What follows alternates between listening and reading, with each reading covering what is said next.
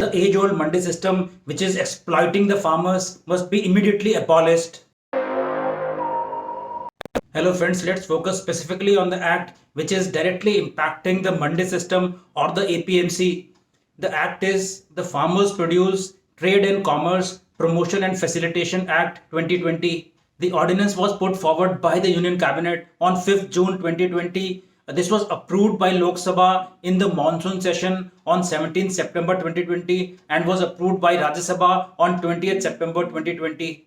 Prior to this legislation, the farmers could only sell their produce in the APMC mandis. When the entire world is moving towards open market and one has multiple options, farmers can only sell their produce in the APMC mandis and nowhere else. There is huge monopoly in these mandis wherein there are specific number of traders and rates are already fixed within the traders, and the farmers are forced to sell their produce at a specific rate and at a lesser price. Just imagine that you are forced to buy ration from a group of 5 shops, so it's obvious that they'll form a lobby, fix a price and harass you. For example, before app-based taxi services was launched, auto drivers would form a union and fix the rate. For example, from Delhi to Noida, they would charge something like 250 to 300 rupees, and nobody else or some other driver would even bargain with you, and you'll be forced to pay that price. But now you have multiple options like Uber, Ola, local bus, metro, prepaid taxis, etc. Same is the case with the farmers, in which they are forced to sell their produce only in the local mandis. So it's good to have competition in every field to get excellent service, better price and continuous improvement in service. It's not that APMC mandis are being closed by the government. It's just that private players will also be competing with APMC mandis.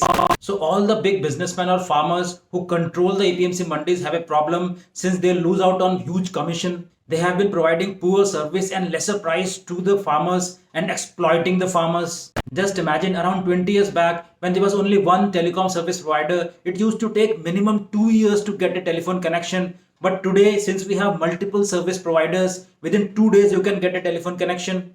APMC Maliks are saying that private players will exploit the farmers and not offer them good price. All this is assumptions and baseless stories.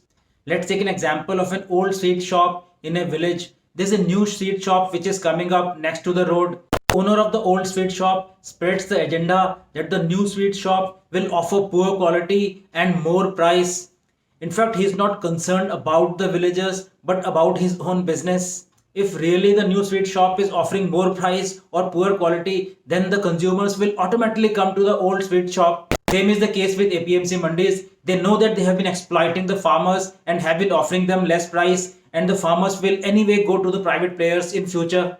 So in a way they are worried about their own business. As per the new law, the farmers can not only sell their produce in the mandis except the local mandis, that is the mandis which are in other district, but also they can sell the produce outside the state and state government cannot levy taxes on them. So if another mandi outside is giving them a better rate, they can opt for that. We need to understand that mandi maliks 100% come from the political backing since there's huge money involved in the mandi system. Just to clarify, when we say farmers produce in this particular law, farmers produce does not only mean wheat or rice, but it also means dal, vegetables, fruits, flowers. It also includes dairy business, milk, piggery, fishery, whatever the farmer produces. So in very simple terms, this law will ensure that it becomes very easy for farmers to sell their produce. The APMC office bearers are saying that they're not middlemen, they are service providers. In fact, every middleman says that he's a service provider, but the farmers should have an option that whether they want to take that service or not. The law will also allow farmers to use electronic trading to sell their produce. When the entire world is moving towards electronic trading and e-commerce, why should farmers be devoid of that? Around 6-7 years back, we also used to buy everything on the shops, but now everybody is buying everything online, whether it's on Flipkart, Amazon, Myntra, or multiple other online platforms. And we are getting better price, better choices, and we are getting at a lesser rate. It's high time that technology is adopted for the betterment of farmers. Government should not get swayed by the number of supporters in the agitation. Definitely some of them support the cause, but most of them, or probably more than 90% of them, have an agenda and are just there for the heck of it. This is a perfect case of utilizing bandwagon fallacy to mislead people. I had also made a video regarding this earlier.